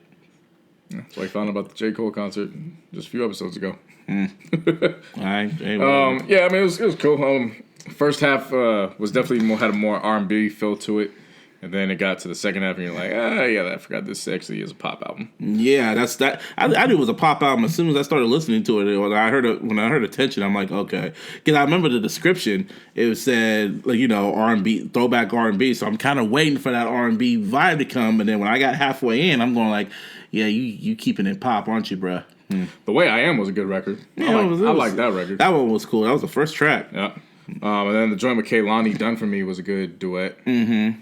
I don't know if it's just me or it's in general, but I have, whenever I think Boys to Men, I think of a quartet. So when I hear them now, it's like, you need to be in a group. It's not Boys to Men, man. Like it's not Boys to Men. y'all missing my nigga Mike, the one that just talk all the time. Like it's not Boys to Men. So I hear it and I'm just like, that's cool, I guess. And after that, it was kind of touch and go. Yeah, I know. It's like a pop record. So it's worth listening to. It's worth listening to. It. Bieber needs to hurry up and come back. The real pop. I was gonna call him the pop king. Fuck no. I'm curious about what Bieber got coming. Man, Bieber been out there hanging out with Mason Ramsey and looking like he homeless. So yeah, but he gotta be producing some fire. He has to. Like if you look at him on Instagram, he's bored out of his damn mind. Like the random shit he be posting, I'm like, he must be really, really bored, or he's really producing some fire right now. Last time he went in looking like, straight up pretty boy, and now he's out at Coachella looking giving like no ounce of fucks. Willie Nelson's nephew or something like that. Real. So I'm like, yo, unload that fire, Playboy. Let's go. Because then when he comes out, he's gonna clean up for the album. Yeah, y'all know the rule when it comes to artists when they just stop giving a fuck. When they stop giving a fuck, that means they're really dedicated. When you see what Kendrick looks like when he's recording, you see what Hove looks like, and he still has that nappy ass fro. When artists look raggedy and shit, that means they're sleeping in the studio. Mm-hmm. Even Drake, when he be doing his shit, he be growing his beard out, looking like he just don't give a damn. So yeah, Bieber when he goes into the studio with shape ups and tapers that he produces nice for what? Damn. Am I lying? It's pretty mean. Did I lie? I mean, the song is pretty. Yeah, I'm kind of getting tired of that song. Shout out to Gambino. Yeah. Yeah, he got his first #1 record with "This Is America." Mm-hmm. Yeah, man. And whoever thought Childish Gambino, another actor / rapper, would dethrone Drake. We brought that up so many times, and just every time he accomplishes something else, I just look at it like it's some shit Drake should be doing. Drake should have snuffed you out when he had the chance. Yeah, when he saw that I don't think he took him. No one really took him serious after Camp. When Camp came out, no one really took him serious. Because the internet came out, and that's when they should. No, but it was a slow transition though. It went from Camp, and then it was Royalty, and then he was having the shorts. You remember the little shorts he was having? Yeah, but as soon as 3005 came out, that's when everybody should have been like, "All right, well, we need to pay attention. He can sustain a hit." We need to pay attention to this shit. Yeah. Like he need to take notice of him, and that's what Drake should have did with him. He should have really took notice and become BFF with him like he did J. Cole. So, because he's doing everything that Drake's supposed to do. Like people, I think one person said that Childish Gambino, Donald Glover, is like the artistic Drake. He's Drake Very. he's Drake if he took his craft serious. So I could buy stock into that. it's the truth. I mean, I remember listening to this Drake versus Childish Gambino playlist, and it was just like night and day. It was like, damn. Someone even got mad at me when I said, well, you know, people on Twitter get mad when I give my opinion about shit, and they're going like, no, Childish Gambino's not a better rapper than Drake. I'm like, I wouldn't say all that. I mean, he's accomplished everything. He's damn near If you accomplished actually everything. go back and break down his lyrics on Genius, he be talking some shit. He be talking hella shit. He chooses not to rap right now. Who knows what that album's gonna sound like? Right. He needs to release Saturday. I thought it was funny. Well, he actually does. I thought it was funny when he went on Jimmy Kimmel and they were talking about his encounter with Stevie Wonder Yeah. because they had to get he needed to get the permissions to play the songs On in Atlanta, the in Teddy Atlanta. Perkins episode. Yeah. So he said, "Yeah, that's when he told me, oh yeah, I watch Atlanta," and he's looking like, "Huh?" It's like, so what? You put your hands on the screen and you watch it and scroll. And I watch Atlanta, and I was just like, my sister came out. She goes, "Wouldn't it be some shit, if Stevie Wonder, like if it was actually confirmed that he wasn't blind?" And I was Charlie like, Murphy kind of said it. and I was like, I mean, when you think about it, he really hasn't said that he's blind. It's just we all just assumed it because he had glasses on. But, Probably you know, partially blind. He saw shit. I remember at Michael Jackson's funeral, he goes and says, "This was a day I never saw coming." And I was like, Hey man, 2018. I didn't seen a 16 seed beat a number 1 seed in the NCAA tournament, and I didn't seen former America's favorite dad go to convicted. Anything's possible in 2018. shit. Now Donald Glover got a number 1 record over Drake. Well, Drake had like the longest reigning streak when it comes to his 2 records. So yeah, he released another record this week leeway. actually. Did he? Yeah, it was called Lil Baby. It was with this rapper named Lil Baby. Now, who was it wasn't Lil his Baby? song. That's Lil Baby's song. No, that's Drake's song. You know when Drake pops on shit, it automatically becomes a Drake song because he's on it. I don't give a fuck what people say. Yeah. If it's credited saying Lil Baby featuring Drake, it's Lil Baby featuring Drake. But Drake's gonna perform that song without Lil Baby. Yeah. Every song he's featured on, he'll perform his long ass verse. Eminem had a problem. He has a problem making his verses hella fucking long. That's when it literally becomes Drake featuring Drake. Yep. Why are we still talking about this nigga? There was another album that came out. Since we're on Donald Glover, might as well get the season finale of Atlanta Oh yes, out the way. How'd you feel about it? It was great. I liked it. It was a good, and I don't know why everyone kept feeling like this was the series finale. However, when they showed the preview, the trailer for it, it said finale. It didn't say season finale. It didn't say series finale. It just said finale. Yeah. So that kind of tells, because all of them are getting busy. Like I've told you before, I've always told people this, especially when the show first started. I told you, I don't feel this show is gonna last, and some people really feel this episode, this finale could be a good ending for the show. I would not be upset with it because it wasn't a show focused on a rapper. It was focusing on The misadventures of earning them. Well, no, That's what I it was call focusing on the dynamic of cousins, and it just so happened one of them was a rapper, the other one was going to be his manager. Mm-hmm. Like that's what the focus was on. So the final 2 episodes where it was the flashback to them as kids, and then it goes to them now. Mm-hmm. If that was the way they would have ended the series, I'm not upset with it. That was actually a good way if that's the option they go to. Mm-hmm. There was a lot of correlations from the very first episode of the series to this last one. Especially when they were sitting on the couch. Yeah, so you had the couch scene when Darius is trying to get him to smoke and he refuses again. And then This time it's Darius, yeah. Yeah, and then of course Ern is still trying to prove himself worthy of being a manager. So that was what the first episode was, and now he's do or die for him here. Literally do or die. The same conversation about failure. So he has the conversation with failure, with whoever the guy was on the bus. Mm-hmm. And then remember when I guess this counts as the second episode, but when Darius is talking with Al at the wing shop, and then he's stacking up salt and pepper, and he's talking about just life. How would you know if you were able to do this if you didn't have fear of what else was to come? Yeah. So that correlation was there. Lottie's headphones. What was Yachty's headphones? Remember, she has the headphones on the bus in the first episode, and then in this one, when they're in the meeting, she has the headphones playing. You know what I noticed? You didn't see the logo this time. The Atlanta title. You didn't see it. That's right. I remember seeing it. I didn't see it. Maybe they hit it somewhere, but I did not see it at all this time. The backpack. What was on the backpack? Is it Atlanta? Yeah. Really? You saw it? So, remember the backpack, when he, the backpack and the gun itself. So remember when he gets into Al gets to the fight with the guy that kicks the side mirror. Mm-hmm. And so then when he runs out the car, he's reaching for the gun and then he has the backpack. Mm-hmm. So then now in this one, in the airport, the gun's in the backpack. Oh, yeah. Yeah, that was, yeah. I knew he had the gun in his backpack the entire time. I'm going, like, every time he was riding around with it, I'm like, he still got that gun in his backpack. Yeah. And then when he's at the airport, I was like, oh my God, he still got the gun. And then as soon as he opened the bag, I was like, and then the music just stops. And I was just like, oh, shit. Oh, shit, what's going to happen? And then Ern just looks at it, and then he just goes, doop, doop, doop. And then it's hella quick. Mm-hmm. And then you see him walk in, and he was like, we need to keep walking. He's like, yo, who gun is this?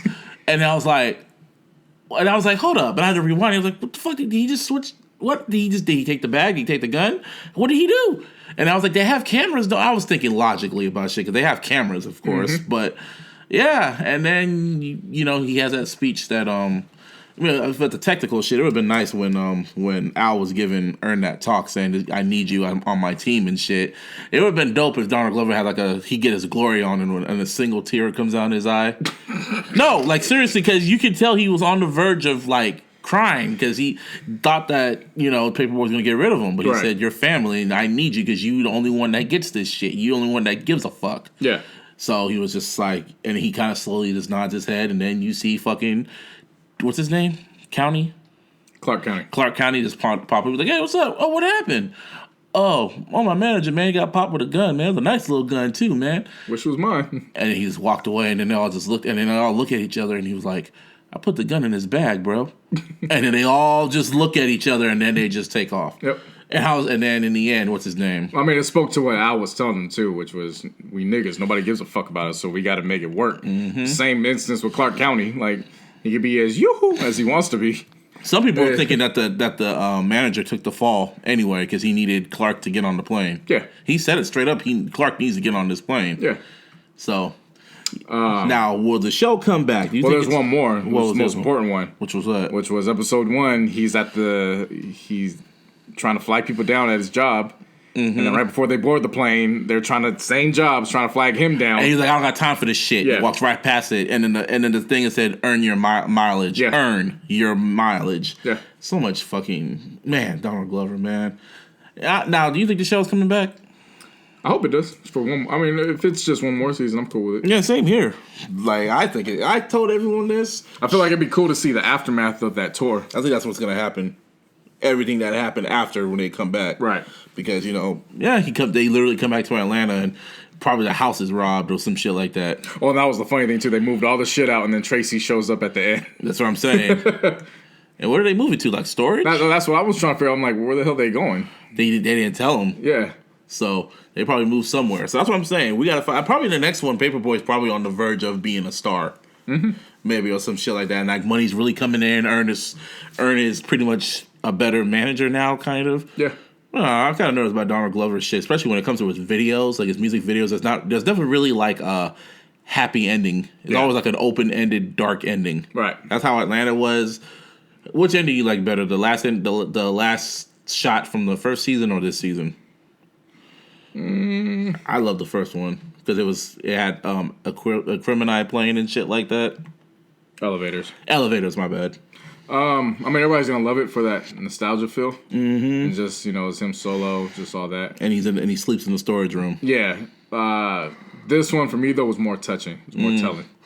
Yeah. Especially, like I said, how it was sequenced. It came right after the flashback episode, so it was like it was just confirmation. Take care of your cousin. You always gotta look out for your cousin because that's exactly what Paperboy did to him when he was a kid. Yeah. So. Hey, yeah, man, well, missed that damn show. But Donald Glover, he's gonna be around for a minute, so he's gonna be on tour and shit. So, and he took Ray Shrimmer. He's gonna take Drake's taking Migos. Drake's taking Migos, and Donald Glover's taking Ray Shrimmer. Yep. And again, if we want to talk about the layers to that, Donald Glover's the one that shouted out Bad and Bougie at the Golden Globes. Yep. And it would have made sense for him to take Migos. Well, but Migos is too big. Migos is a bigger act than Donald Glover is. So, musically. Not overall. Musically, so they would... It's not Gambino. They'd have to do like a joint type of thing. Like, Ray Shrummer's not going to be bigger than Donald Glover. You know what I'm saying? He's got a Grammy. Off that alone. Awesome. Migos don't got damn Grammys. Yeah, but they got... BET Awards? No, they got that. They have a concrete following that's not the Ray Shrummer. Yeah, I know what you mean. Like, it's not Ray Shrummer-esque. That's the difference. BET Awards are coming next month. Damn, that's gonna be Twitter. Love the BET Awards during that time period. The BET Awards, like summertime, June.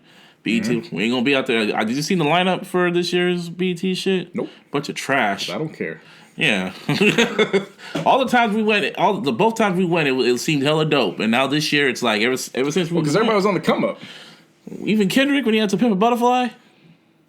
Yeah, that was still his second album. He was still like a maker. He was still in make or break mode.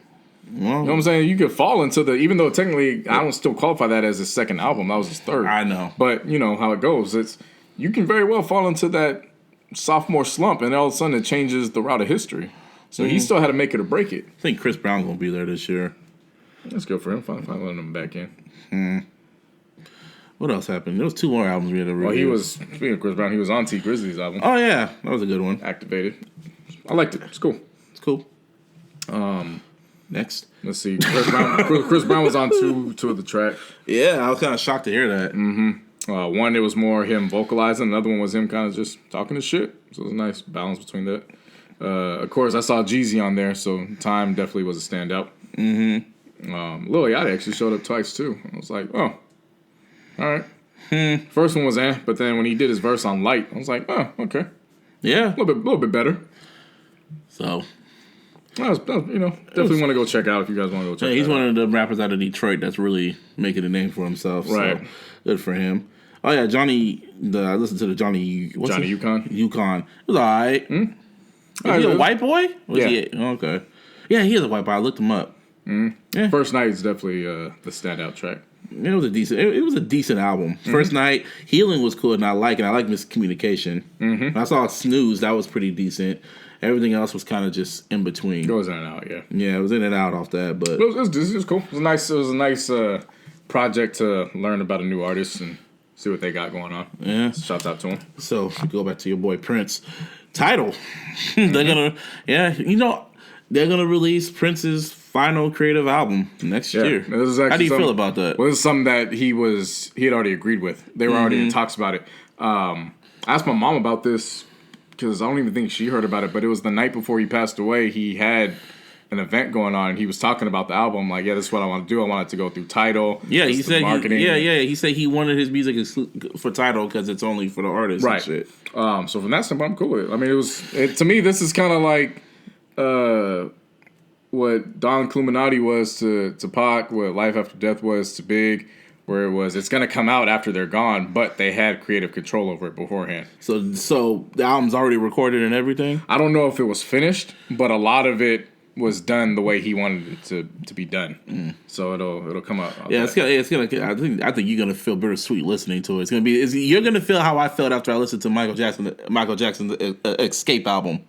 You remember the one that Timberland because did? he's been later on in his career. It was like it's a. What I mean by that is that you're not gonna see him promoting it. The music's gonna be great for a fan. Oh, okay. But then you're not gonna see him perform it and shit. That's how I felt about Escape. The music was great on both ends, but then it's just like it's bittersweet because you see the videos are just like he's not in it, he's not promoting it. This is bullshit. That's how you're gonna feel. Yeah. But also, I kind of feel weird listening to like Prince because I'll try to listen to it on Apple Music and I'm just like, I can't listen to his shit because he didn't want his shit on there. You know what I mean? Should have asked me. I could just upload the music on your computer. Yeah, I can find it. You can just tell me what albums to listen to, and I'll. It's all on Tidal, isn't it? Not all of them. I looked for Musicology. It wasn't on Tidal. I told you that. There was like a certain song I wanted. Musicology's like light years past when. But that's not all his shit.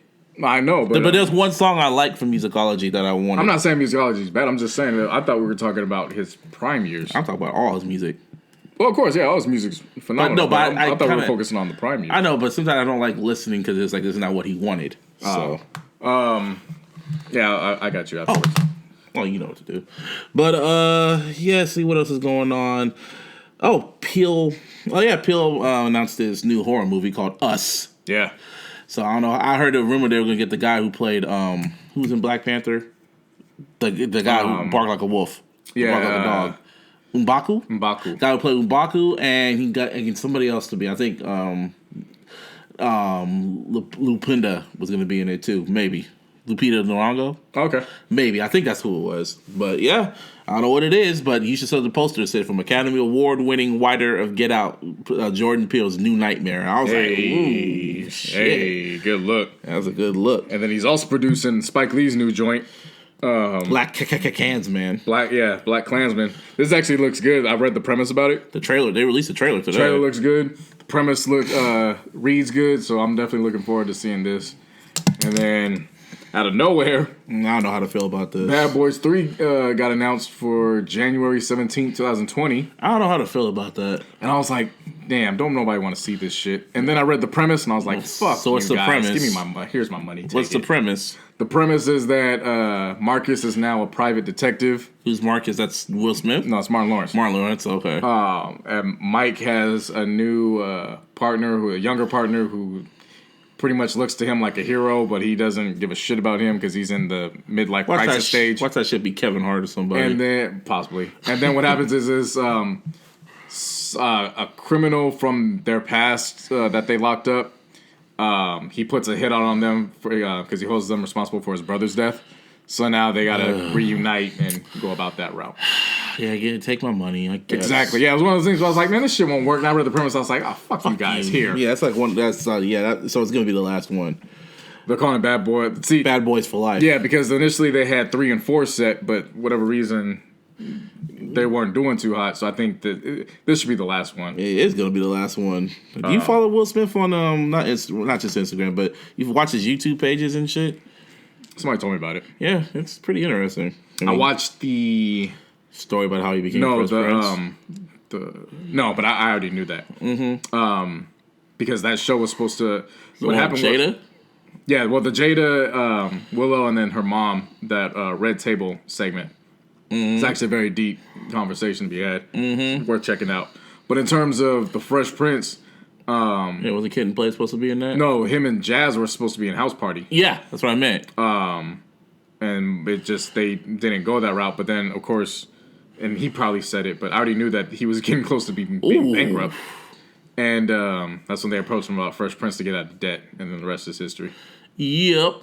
So yeah, that and Rick and Morty coming back for 70 episodes. Yeah, motherfuckers got what, 30 episodes, and then now they're already cleared for 70 more. They got that Simpsons Get money. the bag. Yeah, man. Because congrats to the creators, they even got Szechuan sauce back, and then they secured 70 new episodes. Like, hey, that's that Simpsons love. yeah. Yeah. So I hope the seasons are now 25 episodes long, or 30 episodes long now. Break that shit up.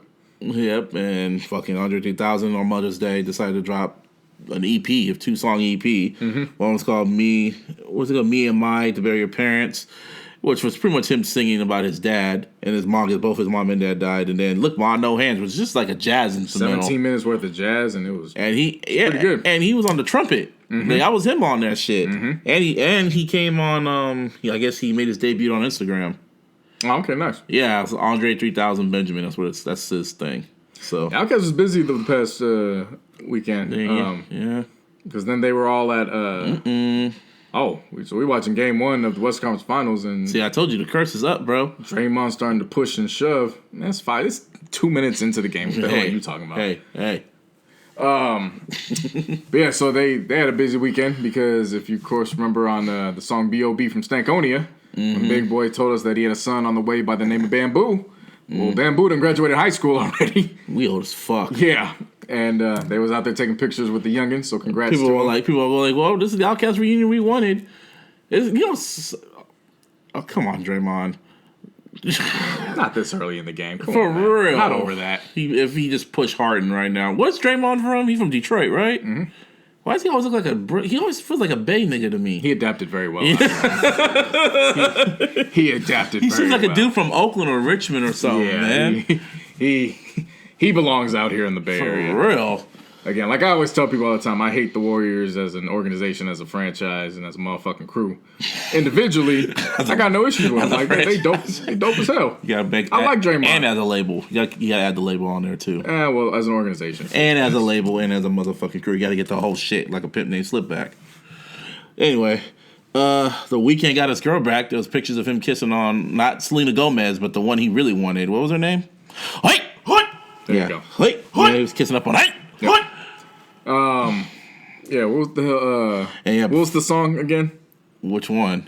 Call Out My Name? Wasted Times. Wasted Times, Yeah. Yes. So, fellas, write your girl a song, man. Hey, man, I think John Cena's been listening to that because right before we recorded, he was on Today. She's been hurting for the, because I didn't record, we didn't mention this, but John Cena and Nikki Bella broke up. And pretty much Nikki Bella broke up with him. Nikki Bella's the one that broke up with him because they were about to get married, but she felt Cena was dragging his feet. And she wanted kids. She wanted all this shit. And I guess she kind of realized that he's not going to take it serious. So she was just like, you know what? I'm going to end this shit. And Cena, from what we've been seeing, that boy is heartbroken. Oh, yeah. Like, I remember, like, they were doing, like, media. And they're going, like, oh, Cena, how do you feel about Nikki? And he's just like, and the media, and, like, his publisher was like, no, don't talk about it. And he was just like, no, it's okay. I'm not doing too well. Oh shit! I'm not doing too well. I'm kind of feeling like shit. And he even said on today's show, like, I'm just in my house right now. I just get out the house for 3 hours a day just to socialize with people, just to see that I'm alive. Shit. Yeah. Just to see if I'm alive or not. But there was pictures of him with a fucking big ass beard and shit. This boy is he's hurting. So he was on today's show and he was pleading his case to get back with Nikki, man. Saying, I want to have your kids. I want to marry you. I want you to have my kids and all types of shit. Right. Shit, man. I don't know. Part of me feel like it's fake for the fucking reality show, but shit, man. Yeah. Get your girl, Cena. Well, he should have made her a song because word got back to Nikki and she was like, I didn't know that. And then she went and talked about whatever the fuck she was talking about. I will not be surprised if he goes and makes some fucking rap song pleading for her to come back on some Robin Thicke shit. My God. Warriors just collapsing early. And nope. Okay. Anyway, and to close this out, Chris Brown. Woman accused him of rape, even though he ain't do shit. Yeah, it's random as fuck. Hella random. I'm already closing on this. She's holding him responsible because she was at his place while an event was going on, and she's claiming somebody. I don't know if it was allegedly for rape or sexual misconduct or what have you. Mm-hmm. But she's holding him responsible. And then because it was in Chris's house, she's holding him responsible. And I'm like, he wasn't even there. Chris needs to watch who he kicks it with, man. And then on top of that, they got a petition for the record label to drop all the playlist music. See, that's what I say. You're going to conscience to let go R. Kelly for all the fuck shit he's doing. I'm saying I'm just not going to listen to him. I'm not saying anything about deleting his music or nothing like that. Whatever. That's just. Well, I mean, to go with it, I didn't say take it off the platform. It's going to be on the platform. Mm-hmm. They're just not promoting it. Yeah, putting it in their playlist, what have you. Mm-hmm. I mean. Yeah, that's crazy. And does he miss money off that? He misses money off that, kind of, doesn't he? I mean, it's all based on plays, but he's got his hardcore fans. They're gonna go in there and they're gonna make another playlist. Yeah. Won't be surprised if his ass ended up on Billboard for the next 2 weeks as a result. People are doing their own little counter protest. Yeah, he has a fan base, man. Treating him like Nelson fucking Mandela. Well then, as we're talking right now, the Houston is up 12 against the Warriors 4 with 8:57 in the first quarter with 14 seconds on the shot clock. And Draymond is going in and missed that. Unfortunately, I haven't seen too many Warriors games where it's... Yeah, we know how they could take your soul. Unless this shit is looking this way with 2 minutes left in the fourth quarter, and even then, that ain't safe. You feel me? Like I said, keep your foot on their neck and don't give them no room to breathe. And, I was about to say CP3 with the shits then. But yeah, but anyway... We're going to watch the game, and this is Busby for episode 88 of the iLLogical Sense podcast. This is Busby. And over here is JC No Hundreds. You can hit me up on Instagram and Twitter. Same thing, at JC No Hundreds. You can follow me on Twitter, Mr. Busby408. And then, of course, you can hit us on Twitter with the official iLLogical Sense podcast account at TILLogicalSP. Yep. You can also find it on Instagram. It was the iLLogical Sense. Yeah. And Martin, you want to shout yourself out? he said no. Okay, cool. He's a ghost. And on that note, we out. Peace. Fuck Jed York.